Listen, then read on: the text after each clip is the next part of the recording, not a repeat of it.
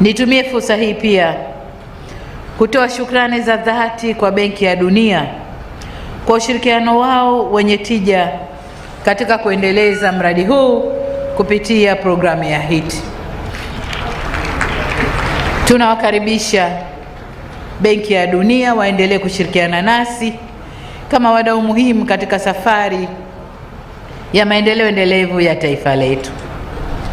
Kwa hiyo kama ulivyoomba Mheshimiwa Mkuu wa Chuo na Rais Mstaafu, kama kutakuwa na awamu ya pili ya mradi huu wa HIT, na kama sio awamu ya pili, basi mradi tu maalum utakao tupatia fedha za kumaliza yale tuliyoyaanzisha, kwa sababu majengo ni jambo moja. Nilikuwa nanong'ona na Waziri wa Elimu Mkenda kwamba majengo ni jambo moja, lakini vifaa vya kuweka kwenye kampasi tunazozijenga, walimu, wahadhiri na mambo yote mengine, bado fedha inahitajika.